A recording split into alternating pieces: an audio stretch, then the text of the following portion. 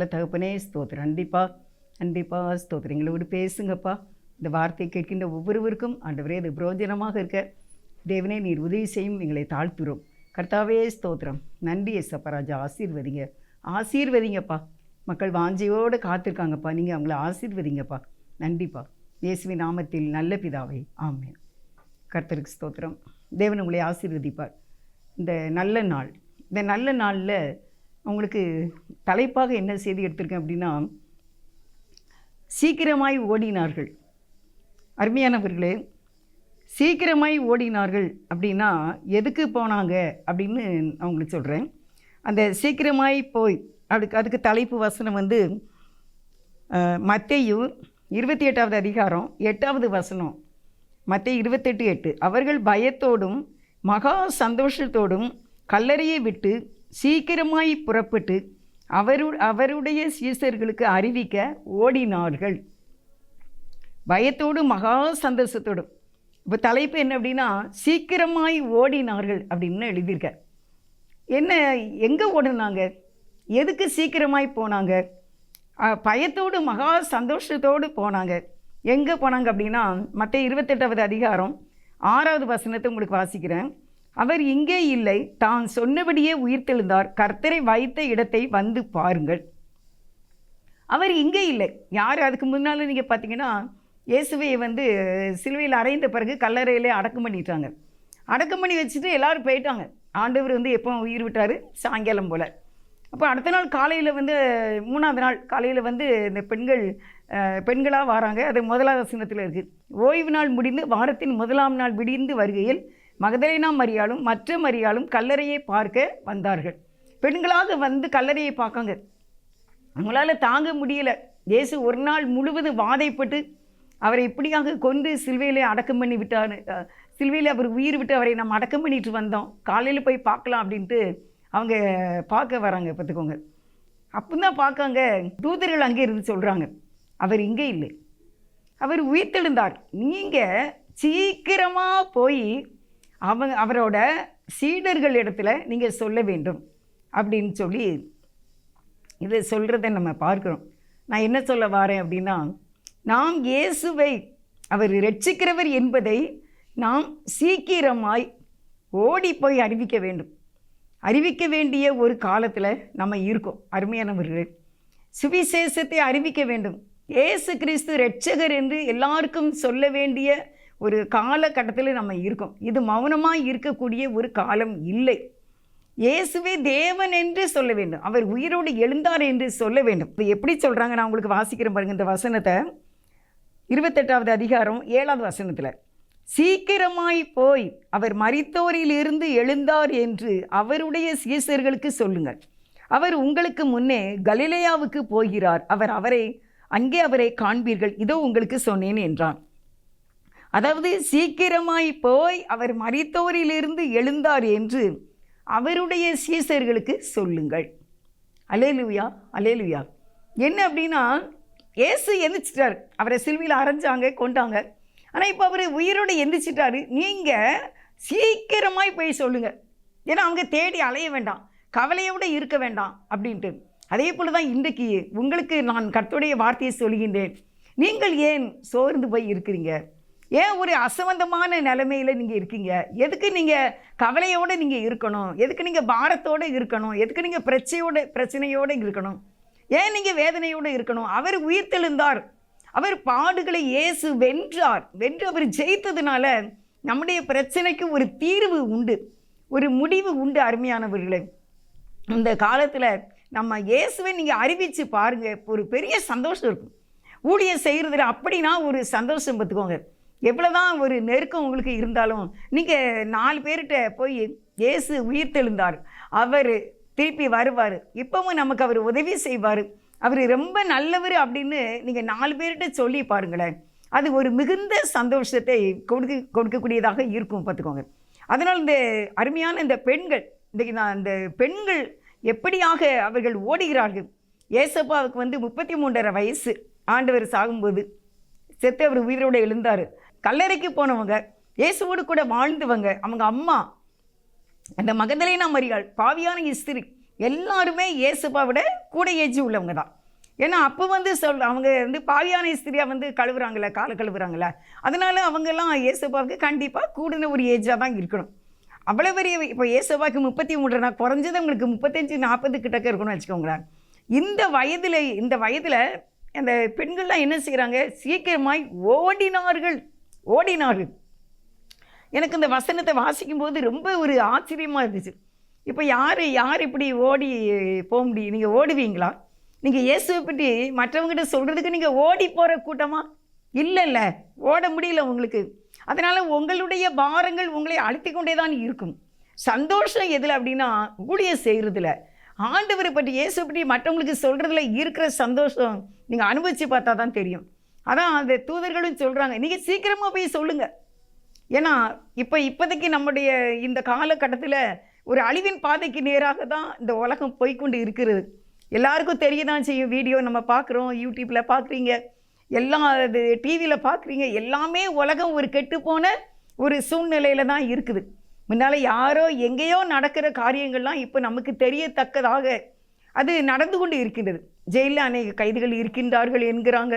வியாதியஸ்தர், அநேக வியாதிகள், எல்லா ஆஸ்பத்திரிகளிலும் வியாதியோடு கூட மக்கள் காணப்படுகின்றார்கள். இப்படிப்பட்ட மக்களுக்கு இயேசு கிறிஸ்துவை நாம் சொல்ல வேண்டும். அது சீக்கிரமாய் சொல்ல வேண்டும். எப்படி சொல்லணும் அப்படின்னா, அவர் உயிரோடு எழுந்ததுனால உங்களுக்கு உதவி செய்ய அவருக்கு முடியும் என்பதை எல்லாருமே இந்த உலகத்தில் ஒரு நாள் என்ன செய்வாங்க, இறந்துருவாங்க. எத்தனையோ பேர் பல கடவுள்களை நாங்கள் வணங்குகிறோம் என்கின்றார்கள். ஆனால் அவர்களெல்லாம் என்ன செய்வாங்க, ஒரு நாள் அவங்களாம் இறந்துட்டாங்க. இறந்தவங்களை தான் என்ன செய்கிறாங்க, கும்பிட்டுக்கிட்டு இருக்காங்க. ஆனால் இயேசு வந்து அப்படி இல்லை. இயேசு உயிரோடு எழுந்ததுனால அவர் நமக்கு உதவி செய்கிறதுக்கு அவர் வல்லவராக இருக்கின்றார் என்பதை எல்லாருக்கும் சீக்கிரமாய் அறிவிக்க வேண்டும். அதான் 8வது வசனத்தில், அவர்கள் பயத்தோடும் மகா சந்தோஷத்தோடும் கல்லறையை விட்டு சீக்கிரமாய் புறப்பட்டு அவருடைய சீஷர்களுக்கு அறிவிக்க ஓடினார்கள். அருமையானவர்களே, இன்றைக்கு நாம் இயேசுவை அறிவிக்க உங்களை நீங்கள் ஆண்டவருக்கு என்று ஒப்பு கொடுக்க வேண்டும். ஆண்டவரே மெய்யான தேவன் என்று அறிவிக்க ஒப்பு கொடுக்க வேண்டும். இயேசுவால் நம்ம வாழ்க்கையை சீர்படுத்த முடியும். உங்களுடைய குடும்பத்தில் இருக்கிற எந்த ஒரு சிக்கலான கஷ்டங்கள், விசேஷமாக அந்த காலத்தில் பிள்ளைகளால் தான் நிறைய பேர் கஷ்டப்படுறாங்க. பிள்ளைகள் ரட்சிக்கப்படாமல் இருக்காங்க. ஏன்னா அவங்க குடிவெறியினால் பாதிக்கப்பட்டிருக்கிறாங்க, விபசாரத்தில் இருக்காங்க, படிக்க மாட்டேங்கிறாங்க, கீழ்ப்படிய மாட்டேங்கிறாங்க. ஏன்னா இன்னும் அவங்க டிவி இந்த மாதிரி செல்லுக்கு அவங்க அடிக்ட் ஆகியிருக்காங்க, அடிமைகளாக இருக்காங்க. எல்லா வித களவு செய்கிறாங்க.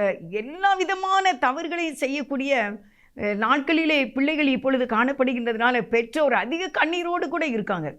அப்போ இந்த கண்ணீர் உள்ள இந்த பிள்ளைகளுக்கும் இந்த வாலிப வயதினருக்கும் தவறான உறவுகளிலே மாட்டிக்கொண்டு கஷ்டப்படுகிறவங்களுக்கும் இயேசு கிறிஸ்துவை நாம் அறிவிக்க வேண்டிய ஒரு காலத்திலே இருக்கின்றோம். இயேசுவை நீங்கள் அறிவிக்கவே இல்லைன்னா அது வந்து உங்களுக்கு என்னதான் இருக்குன்னா, பவுல் சொல்கிறாரு, அது என்மேல் விழுந்த கடமை. அதை நான் சொல்லலைன்னா, இயேசுவை பற்றி நான் சொல்லலைன்னா அது என்மேல் விழுந்த அது ஒரு பெரிய கடமை, அது எனக்கு பாவமாக இருக்குங்கிற மாதிரி தான் பவுலையா சொல்கிறாங்க. நம்ம இயேசுவை அறிவிக்க வேண்டும்ல, கண்ணீரோடு அவரை பற்றி நாம் 4 பேருக்கு சொல்ல வேண்டும்ல. ஏன்னா இவங்க என்ன செய்தாங்களா, பயத்தோடு இயேசு உயிர்த்தெழுந்து விட்டார். இப்போ உங்களுக்கு ஒரு பக்கம் மனசுக்குள்ளே எப்படி இருக்குன்னா பயமாகவும் இருக்குது, ஒரு பக்கம் எப்படி இருக்குன்னா அதில் எப்படி எழுதியிருக்கு அப்படின்னா, மகா சந்தோஷத்தோடு இயேசுவை அறிவிக்கிறதுக்கு அவங்க ரொம்ப சந்தோஷமாக போகிறாங்க. அவங்க வெட்கப்படவில்லை, அவர்கள் ஓடினார்கள். 40 வயசு கிட்டக்க இருக்கிற ஒரு லேடி, ஒரு பெண்ணு அப்படியே கல்லறையில் இருந்து அவங்க ஓடினாங்கன்னா அது எப்படி ஓட முடியும்? அது மனசில் உள்ள அந்த ஒரு சந்தோஷம்தான். இயேசுவை இறந்துட்டாங்க, எல்லாம் முடிஞ்சிட்டு, நம்ம இத்தனை வருஷம் அவரோடு கூட இருந்தவன், அவர் செய்த அற்புதங்களை பார்த்தோமே, அவருடைய வாயின் வார்த்தைகள் மதுரமாக இருந்ததே, இப்போ இவர் இறந்துட்டாரே அப்படிங்கிற ஒரு மகா பெரிய ஒரு கவலையில் இருந்தாங்க. ஆனால் இப்போ அவர் எந்திரிச்சிட்டாரு. கல்லறை எம்டி பிளேஸாக இருக்குது, கல்லறையில் இல்லை. தூதர்களும் சொல்கிறாங்க அவர் இங்கே இல்லை, உயிர்த்தெழுந்து விட்டார்னு சொல்கிறாங்க. இதனால் அவங்களுக்கு எப்படி இருந்துச்சுன்னா மகா சந்தோஷம், பெரிய சந்தோஷம். இந்த சந்தோஷத்தை நீங்கள் அனுபவித்திருக்கிறீர்களா? இந்த சந்தோஷம் உங்களுக்கு இருக்கா? எனக்கு இயேசு உயிரோடு இருக்கிறார் அப்படின்னு ஒரு நாள் அது எனக்கு நல்ல தெளிவாக வந்து நான் ஆண்டவரை ஏற்றுக்கொண்ட அந்த ஆரம்ப நாட்களில் 1979 இருக்கும், இல்லைன்னா 1980 கிட்டக்க ஒரு நாள் அப்படி நான் நினச்சி பார்த்தேன், இயேசு உயிரோடு எழுந்துச்சிட்டாரு. எனக்கு கூட பிறந்தவங்க, எனக்கு விவரம் தெரியும் போது 9 பேர் எங்கள் வீட்டில் இறந்துருந்தாங்க. எங்கள் அக்கா, எனக்குள்ள அக்காமாரு, எனக்குள்ள அண்ணன்மாரு, அப்படியெல்லாம் 9 பேர் இறந்துருந்தாங்க. அப்போ இந்த 9 பேர் எனக்கு இறந்துருந்தாங்க, அவங்க உயிரோடு எந்திக்கலை. ஆனால் இயேசு உயிரோடு எந்திரிச்சிட்டாரு. நம்முடைய வாழ்க்கையை விசாரிக்க நமக்கு ஒரு இறைவன் இருக்கின்றார் என்பது ரொம்ப சந்தோஷமாக இருந்துச்சு பார்த்துக்கோங்க. அதனால் ஒரு நாள் முழுசு நான் உட்கார்ந்து நான் நன்றி மட்டும் சொன்னேன். இயேசுவை, நீங்கள் உயிரோடு எந்திரிச்சதுக்காக நன்றி, ரொம்ப நன்றிப்பா. நீங்கள் என்னை பார்க்க நீங்கள் இருக்கீங்களே, என்னுடைய கவலையெல்லாம் நான் உங்கள்கிட்ட சொல்கிறதுக்கு எனக்கு இருக்கீங்களே, என்னுடைய எல்லா ப்ராப்ளத்தையும் சொல்கிறதுக்கு எனக்கு ஒருத்தர் இருக்காரு. சொந்தம் என்று சொல்லிக்கொள்ள உம்மை விட யாரும் இல்லை, சொத்து என்று அள்ளிக்கொள்ள உம்மை விட ஏதும் இல்லை, சொந்தம் என்று சொல்லிக்கொள்ள உம்மை விட யாரும் இல்லை, சொத்து என்று அள்ளிக்கொள்ள உம்மை விட ஏதும் இல்லை, இயேசுவே இயேசுவே எல்லாம் இயேசுவே, இயேசுவே இயேசுவே எல்லாம் இயேசுவே. ஆமாம், இந்த உலகத்தில் சொந்தம் என்று சொல்லிக்கொள்ள நிரந்தரமாக யாருமே கிடையாது அருமையானவர்களே. அவர் ஒருத்தர் தான். இவ்வளோ காலம் என்னுடைய வாழ்க்கையிலே நான் பார்த்திருக்கின்றேன். நம்மை அரவணைத்து நம்முடைய இருதயத்துக்கு ஏற்றாக்கில் நம்முடைய மைண்டுக்கு தக்கன நம்மளை ஹேண்டில் பண்ணுறது ஏசப்பா தான். அவங்க தான் நமக்கு ஆறுதலாக, நமக்குள்ள ஒரு கமாண்டிங் இல்லை ஒரு போதனை, ஒரு நடத்துதல் கொடுத்து நம்ம அடுத்த ஸ்டெப்பு வைக்கிறதுக்கு நமக்கு உதவி செய்கிறது, ஹெல்ப் பண்ணுறது ஆண்டவராகி இயேசு கிறிஸ்து மாத்திரமே. அவரோடு கூட இருதயத்தில் ஐக்கியம் வைத்திருந்தீர்கள் ஆனால் நீங்கள் பயப்பட வேண்டியதில்லை. நெவர், எதுவும் என்னை அசைக்க முடியாது. டோன்ட் கேர், எதை பற்றி எனக்கு அது மேட்டரே கிடையாது. ஏனென்றால் இந்த இவ்வளோ பெரிய உலகத்தை படைச்ச இவ்வளோ பெரிய முதலாளி இந்த சந்திரனையும் இந்த பூமியையும் தொடவே முடியாத, சந்திரனை தொட முடியாத, வானத்தை தொட முடியாத, நீங்கள் எதை தொட்டுருவீங்க? இந்த பூமியில் என்னதை தொட்டுருவீங்க? இந்த கடலுக்குள்ளே நீங்கள் போயிட்டு வந்துடுவீங்களா? நீங்கள் வானத்துக்கு நீங்கள் ஏறி போயிடுவீங்களா? அது தொடுவானோல்ல. காற்றை நீங்கள் கையில் பிடிச்சிருவீங்களா? முடியாதுல்ல. இதெல்லாம் செய்யக்கூடிய வல்லமையான ஒருத்தர் அவர் எனக்குள்ளே இருந்து என்னை ஹேண்டில் பண்ணுறாரு, என்னை நடத்துகிறாரு. இப்படி தான் பூமியில் உள்ள அநேக பரிசுத்தவான்களை அவர் நடத்துகின்றார். அப்போ இந்த வாழ்க்கை போதுமை அவரோடு கூட வேறு எதுதான் நம்ம கூட இருக்க போகுது? இல்லை, இந்த உலகத்தில் உட்கார்ந்து கண்ணீர் வடிக்கக்கூடிய எதுவுமே நமக்கு மேட்டரே கிடையாது. ஆண்டவர் போதும், அவர் போதுமானவர். அல்லேலூயா. அதனால தான் இந்த பெண்கள் அவ்வளோதான் முடிஞ்சிட்டு நினச்சாங்க. அந்த 40 வயசு கிட்டக்க ஆனாலும் ஓடுறாங்க இயேசுவை அறிவிக்க. பயத்தோடும் மகா சந்தோஷத்தோடும் அவர்கள் ஓடினார்கள். அல்லேலூயா, ஸ்தோத்திரம், கர்த்தருக்கு ஸ்தோத்திரம். நீங்கள் இந்த ஆண்டவருடைய அன்புக்குள்ளே வரும்படி உங்களை அன்பாய் கேட்கின்றேன். இந்த இயேசுவை நீங்கள் அறிவிக்க வேண்டும் என்று அன்பாய் கேட்கின்றேன். அவர்கள் அன்றைக்கு ஓடினார்களே, அருமையானவர்களே, ஓடினார்களே. இயேசுவே இரட்சகர் என்று அவர் உயிரோடு எழுந்து விட்டார். நம்முடைய பாவங்களை மன்னிக்க, நம்முடைய கவலையை எடுத்து போட்டு நமக்கு ஆறுதல் படுத்த, நம்ம ஆசீர்வதிக்க இயேசு இருக்கிறார் என்பதை அறிவிக்க அவர்கள் ஓடினார்கள். இன்றைக்கு நம்ம இயேசுவை நாம் அறிவிக்க வேண்டும், அவரை நாம் மற்றவர்களுக்கு சொல்ல வேண்டும் என்று நான் விரும்புகிறேன். மத்தேயு 28வது அதிகாரத்தில் 18வது வசனம். அப்பொழுது இயேசு சமீபத்தில் வந்து அவர்களை நோக்கி, வானத்திலும் பூமியிலும் சகல அதிகாரமும் எனக்கு கொடுக்கப்பட்டு இருக்கிறது. 19. ஆகையால் நீங்கள் புறப்பட்டு போய் சகல ஜாதிகளையும் சீசராக்கி பிதா குமாரன் பரிசுத்தாவிய நாமத்தினாலே அவர்களுக்கு ஞானஸ்நானம் கொடுங்க அப்படின்னு ஆண்டவர் சொல்கிறார். அவர்களுக்கு எதிர்பட்டே சொல்கிறார், நீங்கள் புறப்பட்டு போங்க, சகல ஜாதிகளை சீசராக்குங்க, பரிசுத்தாவின் பிதா குமாரன் பரிசுத்தாவிய நாமத்தில் ஞானஸ்நானம் கொடுங்க. இது உலகத்தின் முடிவு பறிந்த நான் உங்களோடு கூட இருக்கிறேன் என்று கடைசி வரைக்கும் நமக்கு சொல்லக்கூடியது ஆண்டவராக இயேசு கிறிஸ்து மட்டும்தான். வேறு யாரும் நான் கடைசி வரைக்கும் கூட இருப்பேன்னு சொல்லவே முடியாது. சொன்னாலும் அப்படி இருக்க மாட்டாங்க. எல்லாம் வாக்கு கொடுப்பாங்க, ஆனால் மாறிடுவாங்க. நண்பர்களாக இருக்கட்டும், எந்த மனிதனாக இருக்கட்டுமே, வாக்கு கொடுப்பாங்க, ஆனால் என்ன செய்வாங்க? மாறிடுவாங்க. மாறாத ஒருத்தர் ஆண்டவர் தான், ஆண்டவராகி இயேசு கிறிஸ்து தான். நீங்கள் யோவான் 4வது அதிகாரம் 28வது வசனத்தை நான் உங்களுக்கு வாசிக்கிறேன். அப்பொழுது அந்த ஸ்திரீ தன் குடத்தை வைத்துவிட்டு ஊருக்குள்ளே போய் ஜனங்களை நோக்கி 29 நான் செய்த எல்லாவற்றையும் ஒரு மனுஷன் எனக்கு சொன்னார், அவரை வந்து பாருங்கள், அவர் கிறிஸ்து தானோ? அருமையானவர்களே, சமாரிய பெண், அந்த பெண்ணு இயேசுவை பார்த்த உடனே அவர் கடவுள் என்று கண்டுகொண்டார், இறைவன் என்று கண்டுகொண்டார். அதனால் அந்த குடத்தை வச்சுட்டு ஊருக்குள்ளே போய் நான் செய்த எல்லாவற்றையும் ஒருவர் எனக்கு சொன்னார் என்று சொன்னார்கள். அவர்கள் ஓடி போகிறாங்க, குடத்துக்குள்ளே போட்டாங்க, வச்சுட்டாங்க. நான் செய்த எல்லாவற்றையும் ஒருத்தர் சொன்னார், அவரை அறிவிக்க ஊருக்குள்ளே போய் சொன்னார்கள். இன்றைக்கி பெண்களாக அநேக பெண்கள் தான் ரொம்ப ஊழியம் செய்கிறாங்கன்னு சொல்கிறாங்க. பொதுவாக இன்றைக்கி ஆஸ்பத்திரி ஊழியம் நீங்கள் செய்யலாம்ல. நீங்கள் எத்தனையோ ஆஸ்பத்திரியில் நம்ம தூத்துக்குடியிலையோ மற்ற திருநெல்வேலியிலையோ நீங்கள் மதுரையிலையோ சென்னையிலையோ எங்கேருந்து நீங்கள் இந்த வார்த்தை கேட்குறீங்களோ, நீங்கள் ராமநாட்டில் இருந்து கேட்குறீங்களா, நீங்கள் வேலூரில் இருந்து கேட்குறீங்களா, எந்த ஊரில் இருந்து நீங்கள் இந்த வார்த்தையை நீங்கள் கேட்டாலும் நீங்கள் நினச்சிக்கோங்க, நீங்கள் இயேசுவே தேவன் என்று நீங்கள் அறிவிக்க வேண்டும். சந்தோஷத்தோடு அவரை அறிவிக்க வேண்டும். இந்த உலகத்தில் நீங்கள் செய்யக்கூடிய ஒரு பெரிய புண்ணியமே, ஒரு பெரிய ஆசீர்வாதமே உங்களுக்கு தரக்கூடியது இயேசுவை அறிவிக்கிறது தான். அவரை பற்றி சொல்கிறது, அவங்களுக்காக ஜெபம் பண்ண வேண்டும். இந்த ஊழியம்தான் மிக சிறப்பானது. இந்த புண்ணிய கணக்கு தான் பரலோக ராஜ்யத்துக்கு வரும். இந்த கணக்கு கண்டிப்பாக பரலோகத்தில் ஆண்டவர் இந்த கணக்கு கொண்டு வருவார். எத்தனை பேருக்கு நீங்கள் ஆஸ்பத்திரியில் போய் அவர்களுக்காக நீங்கள் இயேசுவின் அன்பை சொல்லி நீங்கள் ஜெபம் செய்தீங்க? தெருவில் எத்தனையோ பேர் கஷ்டத்தோடு வாழ்ந்துட்டு இருக்காங்க, அவங்களுக்கு இயேசுவின் அன்பை நீங்கள் சொல்லியிருக்கீங்களா? நம்ம சொல்ல வேண்டிய அருமையானவர்களே, சீக்கிரமாய் காலம் வேகமாக கடந்து போய்கொண்டு இருக்கிறது. கர்த்தருடைய ரகசிய வருகை எந்த நேரத்தில் இருக்குன்னு தெரியாத அளவுக்கு இருக்கின்றது. ஏனென்றால் பாவம் பெருகி கொண்டே இருக்கிறது. பாவத்தை பாவமாக பார்க்காமல் அது இந்த நாட்களில் உள்ள சூழ்நிலை தானே அப்படின்னு சொல்லக்கூடிய ஒரு காலத்திலே மக்கள் இருக்கின்றார்கள். ஆனால் தேவனுடைய பார்வையில் பாவம் பாவமாக கருதப்படுமே, அதை அவர்கள் மன்னிப்பு கேட்க வேண்டுமே. சின்ன வயதிலேயே ரகசியமான தவறுகளை பிள்ளைகள் செய்கின்றார்களே, அவர்களுக்காக யார் ஜெபம் செய்வா? அவங்களுக்கு யார் இயேசுவின் அன்பை பற்றி சொல்லுவா? அன்றைக்கி எத்தனையோ வெளிநாடுகளில் இருந்து நம்ம நாட்டுக்கு இந்தியாவுக்கு வந்து இயேசுவின் அன்பை சொன்னார்கள். இன்றைக்கி எத்தனையோ மிஷினரிகள் உத்தரப்பிரதேச மாநிலங்களிலே அவர்களை அடித்து ஜெயிலெல்லாம் கொண்டு போடுறாங்க ஊழியக்காரங்களை. அப்படின்னாலும் அவங்க மீண்டுமாக அதே ஊழியத்தை செய்கிறார்கள். கேஸ் போடுறாங்க, கையில் விலங்கு போட்டு அவங்கள ஜெயிலில் அடைக்காங்க. ஆனாலும் அவர்கள் இயேசுவின் அன்பை சொல்லி கொண்டு இருக்கின்றார்கள்.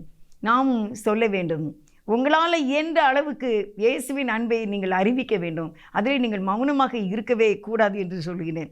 அப்போஸ்தலர் நடவடிக்கைகள் 22வது அதிகாரம் 4வது வசனத்தை பார்ப்போம். 22வது அதிகாரம் 4வது வசனம். நான் இந்த மார்க்கத்தாராகிய புருஷரையும் ஸ்திரீகளையும் கட்டி சிறைச்சாலைகளில் ஒப்புவித்து மரண பரியந்தம் துன்பப்படுத்தினேன்.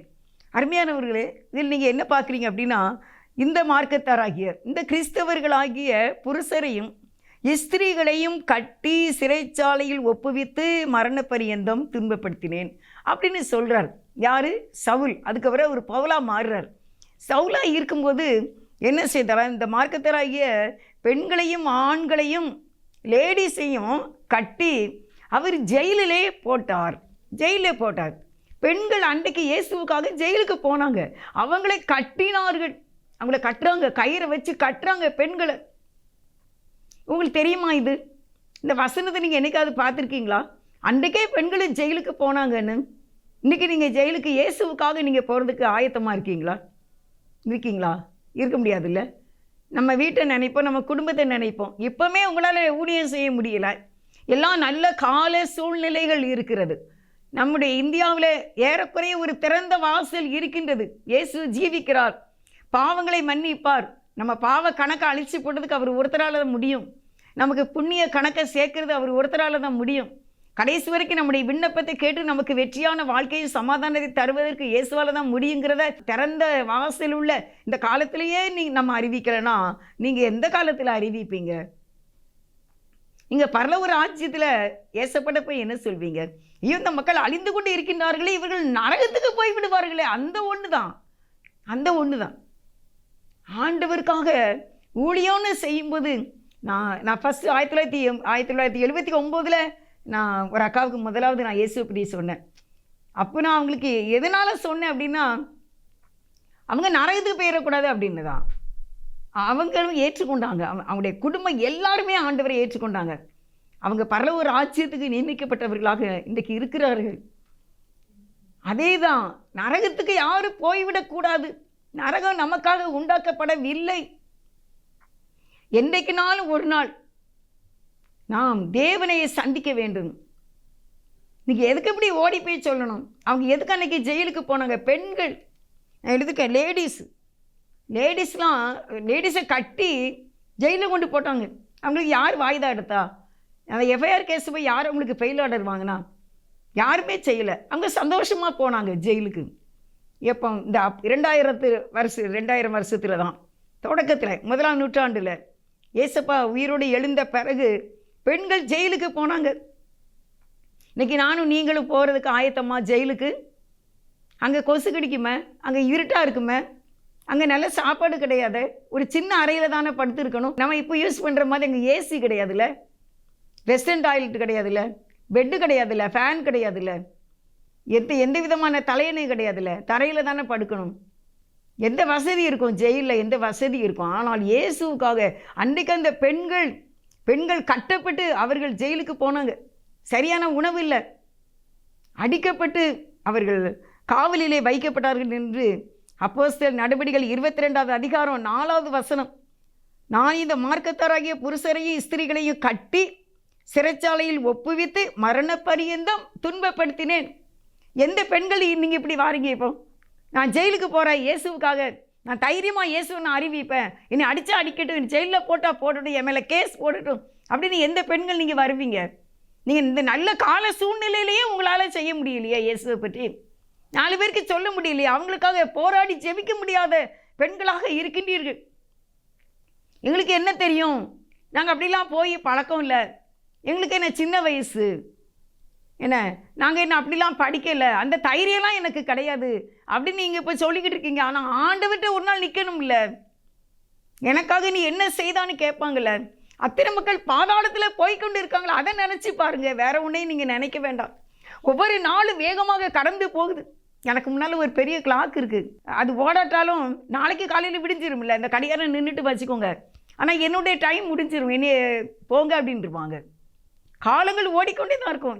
என் கையில் கட்டியிருக்க வாட்சி ஓடட்டாலும் நாளைக்கு சூரியன் உதயமாக தான் செய்யும். வாட்சி ஓடலை, 8 மணிக்கு நான் இந்த இடத்துல 8 மணிக்கிட்டக்க உட்காந்துருக்கேன், என் வாட்சி இதோடு நின்றுட்டு, அதனால் நாளைக்கு காலையில் 8 மணி வராதா? வந்துடும் இல்லை. காலங்கள் மாறிக்கொண்டே தானே போகும், நம்முடைய வயசும் ஏறிக்கொண்டே போகும் இல்லை. இயேசுக்காக நீங்கள் என்னதான் செய்தீங்கிற ஒரு சந்தோஷம் உங்களுக்கு கடைசி நாளில் இருக்குமா? இல்லை அந்த வருகையில் அந்த எக்கால சத்தத்தில் இருக்குமா? எப்படி உங்களால் ஒரு ஆத்மா நரகத்துக்கு போயிருமேங்கிற ஒரு துடிப்பு எதுக்கு இல்லை? ஐயோ, இந்த வாலிப பிள்ளைகள் இப்படி இருக்காங்களா, அவங்களுக்காக நம்ம ஜெபிக்கணுமே, அவங்கள பார்த்து நான் சொல்லணுமே அப்படிங்கிற துடிப்பு எதுக்கு இல்லாமல் இருக்குமா? அன்றைக்கு அப்படி ஜெயிலுக்கு போனாங்களே, எழுப்புதல் வேண்டும் என்று கேட்கின்றீர்கள். நம்ம குடும்பத்துக்காக தான் கண்ணீர் வடிக்கக்கூடிய ஒரு வாலிபர்களுக்காக எழுப்புதல் வேண்டும் என்று நம்ம அவருக்காக ஏதாவது செய்யக்கூடிய நாட்கள் இந்த நாட்களில் இல்லை. அருமையானவர்களே, எனக்கு அந்த ஒரு பையன் தான். கடைசி நாள் ஆண்டு விட்டு நம்ம நிற்கணுமே, எப்படினாலும் ஒரு நாள் அவர்கிட்ட நம்ம நிற்கத்தான் ஆகணும். அன்றைக்கி நம்முடைய மனசாட்சியை நம்மளை நீ நல்லாவே ஊழியம் செய்யலை, நீ இயேசுக்காக ஒன்றுமே செய்யலைன்னு சொல்லவே கூடாது. நான் இயேசுவை கிருபையினால் என்னால் இயன்ற வரைக்கும் என் இயேசுவின் அன்பை நான் அறிவித்தேன் என்று சொல்லக்கூடியவர்களாக நாம் இருக்க வேண்டும். அன்றைக்கு அந்த பெண்கள் ஜெயிலுக்கு ஓடினார்கள். அதே அப்போஸ்தலர் நடவடிக்கைகள் 8ஆம் அதிகாரம் 3வது வசனத்தை நீங்கள் பாருங்கள். சவுல் வீடுகள் தோறும் நுழைந்து புருஷரையும் ஸ்திரீகளையும் இழுத்து கொண்டு போய் காவலில் போடுவித்து சபையை பாழாக்கி கொண்டு இருந்தான். என்ன சொல்லியிருக்கு? பவுலாக மாறின சவுல் வீடுகள் தோறும், வீட்டுக்குள்ளே போய் பெண்களையும் ஆண்களையும் ஸ்திரீகளையும் இழுத்து கொண்டு போய் காவலில் போடுவித்து சபையை பாழாக்கி கொண்டு வந்தான். வீட்டுக்குள்ளே போய் ப்ரேயர் பண்ணிக்கிட்டு இருக்காங்களே, அந்த வீட்டுக்குள்ளே போய் அந்த பெண்களை இழுத்து கொண்டு ஜெயிலில் போட்டாங்க. இன்றைக்கி நம்மளை அப்படி வீட்டுக்குள்ளே என்ன இயேசுக்காக நீ ஜெபம் பண்ணுற, என்ன நீ ஊழியம் செய்கிற அப்படின்னு சொல்லிட்டு இழுத்துட்டு போனால் நம்ம மேலே எத்தனை பேர் நம்ம பின்னால் வந்துடுவாங்க? என்ன உடனே நம்ம கேஸ் எடுக்கிறதுக்கு எத்தனை பெரிய தலைவர்கள்லாம் பிடிப்பாங்க. எப்படியாவது இவங்களை ஃபெயில் ஆர்டர் எடுத்துடணும், இவங்க மேலே கேஸ் போட்டுறாதீங்க, எஃப்ஐஆர் போட்டுறாதீங்க அப்படின்னு தானே சொல்லுவாங்க இந்த காலகட்டத்தில். ஆனால் அந்த காலத்தில் இயேசுக்காக என்ன செய்தாங்க? அப்படியே அவர்கள் போனார்கள், சந்தோஷமாக போயிருப்பாங்க. எனக்குலாம் அப்படி ஆச்சரியமாக இருக்குது. அந்த காலத்தில் இருந்தால் கூட நம்ம இயேசுக்காக ஜெயிலுக்கு போயிருந்துருக்கலாமே. என்ன ஒரு ஒரு அது எப்படி சொல்ல, எனக்கு அது ஒரு பயங்கரமான ஒரு காரியம், ஒரு ஆசீர்வாதமான ஒரு காரியம்தான். இந்த சொகுசான வாழ்க்கையிலிருந்து அந்த காலத்து ஜெயில் எவ்வளோ மோசமாக இருந்திருக்குமோ, இந்த நவீனம் இல்லைல்ல. ஆனால் பெண்கள் போனார்களே, பெண்கள் அன்றைக்கு போனார்கள். ஆச்சரியமாக இருக்குது. இன்றைக்கி நம்முடைய பங்கு என்ன? இதுதான் இன்றைக்கி நான் உங்களுக்கு முன்பாக வைக்கின்றேன். பெண்கள் தான் ரொம்ப வேலை செய்யணும் ஆண்டவருக்காக. ஆண்டவரை பற்றி மற்றவங்களுக்கு அறிவிக்கிறதுக்கு பெண்கள் தேவை. நீங்கள் செய்தவங்களும் விட்டுட்டு இருக்கீங்க, நீங்கள் செய்தவங்களும் சோர்ந்து போய் இருக்கீங்க. ஏன்னா அந்த காலத்துலலாம் நான் ஆண்டவரை ஏற்றுக்கொண்ட அந்த 1980 அப்படிலாம் நிறைய பேர் ஹேண்ட்பேக்கு போட்டுக்கிட்டு கையில் ட்ராக்ஸு கொண்டுக்கிட்டுலாம் போவாங்க. பெண்கள் ஆஸ்பத்திரிகளுக்கெல்லாம் போவாங்க, ஜிஹெச்லாம். இப்போல்லாம் அப்படி ரொம்ப பார்க்கவே முடியலை. தெருவிலலாம் நிறைய பேர் நிற்பாங்க. ஏன்னா அந்த ஏஜோடு அவங்களுக்கு முடிஞ்சிட்டு புதிதான ஜெனரேஷன் வளரலை. புதிதான வாலிப பிள்ளைகள் தெருவில் நின்று இயேசுவை அறிவிக்க வரலை. மற்ற எல்லாத்துக்கும் விடுவாங்க, ஆனால் இயேசுவை மட்டும் சொல்கிறதுக்கு மட்டும் என்ன செய்ய மாட்டாங்க, விட மாட்டாங்க. ஆனால் ஆண்டவர்கிட்ட ஒரு நாள் நிற்கணும். எனக்கு அது கூட நான் என்ன சொல்ல வரேன் அப்படின்னா, நரகத்துக்கு ஏராளமான ஜனங்கள் போய்கொண்டிருக்கிற மக்களை காப்பாற்ற வேண்டும் என்பது தான். அந்த நரக ஆய்க்கினைக்கு ஜனங்கள் போய்விடக்கூடாது. இந்த உலகத்தில் எவ்வளோ அழகாக இருந்து என்ன உங்களுக்கு என்ன அழகாக இருந்து என்ன செய்ய, என்ன ஐஸ்வர்யமாக இருந்து என்ன செய்ய எது என்ன செய்ய, பரவ ராஜ்யத்துக்கு வரணுமே. அதுக்கு நம்ம கூட ஒரு 4 பேரை கூட்டிகிட்டு போகணுமே. அதுதான் அருமையானவர்களே. அப்போஸ்தலர் நடபடி 8வது அதிகாரம் 3வது வசனத்தை நீங்கள் வீட்டில் நான் இன்னொருனே நீங்கள் பைபிளை எடுத்து வாசித்து பாருங்கள். சவுல் வீடுகள் தோறும் நுழைந்து புருஷரையும் ஸ்திரீகளையும் இழுத்து கொண்டு போய் தெருவில் இழுத்துட்டு போகிறாங்கம்மா. பெண்களை தெருவில் இழுத்துட்டு போகிறாங்க. எதுக்கு? எப்படி நீ கூடி ஜெபம் பண்ணலாம், எப்படி நீ ஆண்டவர் பற்றி மற்றவங்களுக்கு இயேசுதான் தெய்வம்னு எப்படி நீ சொல்லலாம் அப்படின்னு இழுத்துக்கிட்டு போகிறாங்க. எனக்கு ஆசையாக இருக்குது, நம்ம அந்த காலத்தில் இருந்து நம்மளே இப்படி இழுத்துக்கிட்டு போயிருந்தாங்கன்னா, இயேசு என்னையா பாவத்தை மன்னிச்சு எனக்கு ஒரு சமாதானத்தை கொடுத்து என்ன ரசித்த ஆண்டவருக்காக ஏதோ ஒன்று செய்தமேன்னு நம்ம ஹாப்பியாக இருந்திருக்கோம். அது ஒரு சாதனை தானே. இன்னைக்கு அதனால் இந்த பெண்களை பற்றி இந்த வேதாகமத்திலே எழுதியிருக்குது. அல்லேலூயா, ஸ்தோத்திரம். கர்த்தருக்கு அருமையானவர்களே, இன்றைக்கு நீங்கள் உங்களுடைய கர்த்தருக்காக வேலையை ஆரம்பிங்க. ஏன்னா கடைசி காலம் ஆகிட்டு, பாவங்கள் பெருகி கொண்டிருக்கிறதுனால கர்த்தருடைய ரகசிய வருகை எப்போ இருக்குன்னு சொல்ல முடியாத காலங்களிலே நம்ம வாழ்ந்து கொண்டு இருக்கின்றோம். ஏன் இப்படி பெண்கள்லாம் வேலைக்கெலாம் போகிறாங்கல்ல, ஐடி ஃபீல்டுங்காங்க, அது நைட்டுலாம் பார்ப்பாங்களாமா. பேங்கில் வேலை பார்க்குறாங்க, நைட்டு 10 மணி வரைக்கும் பார்ப்பாங்களாமா வேலை, அதெல்லாம் பார்ப்பாங்களாமா. ஆனால் இயேசுவை பற்றி மட்டும் தெருவில்னு சொல்ல முடியாதான். இயேசுவை பற்றி, இயேசுவினுடைய அன்பையும் அவருடைய பாவ மன்னிப்பையும் மட்டும் சொல்ல முடியாதாம்மா. மற்ற எல்லா வேலைக்கும் என்ன செய்வாங்க, ஃப்ளைட்டுக்கு போகிறாங்க. என்ன எல்லா இதுலேயும் போஸ்ட்மேன் பாருங்கள், எத்தனை போஸ்ட்மேன் பெண்கள் சைக்கிள்லையும் 2 வீலர்லேயும் போய் வீடாக போஸ்டர் கொடுக்காங்க. கல்யாணம் முடிஞ்ச பிள்ளைகள் போகிறாங்க, வாலிப பிள்ளைகள் போகிறாங்க, கொரியரில் வேலை பார்க்குறாங்க, அதெல்லாம் செய்வாங்களாமா. ஆனால் தெருவில் நின்று இயேசு உங்களுடைய பாவங்களை மன்னித்து உங்களுக்கு பரலோக ராஜ்யத்தை கொடுப்பாருன்னு சொல்ல மாட்டாங்களாமா. ஆனால் ஒரு நாள் அவர்கிட்ட நிற்கணும், அதுதான் மெயின். அவருக்கு முன்பாக நாம் பரிசுக்காக, கிஃப்ட்டுக்காக, அவரோட அந்த பரலோக ராஜ்யத்தில் வாழ்வதற்காக நாம் அவருக்காக நம்ம வேலை செய்யணும். அருமையானவர்களே, கைலாச மகாரிஷி அப்படின்னு ஒரு புக்கு இருக்குது. அந்த புக்கில் தேவன் அவரை ஆவிக்குள்ளாக கொண்டு போகிறார் பரலோக ராஜ்யத்துக்கு. அப்போ அந்த கைலாச மகாரிஷி பரலோகத்துக்கு போகும்போது அங்கே ஒரு அருமையான ஒரு அழகான அரண்மனை கட்டப்பட்டு இருக்கின்றது.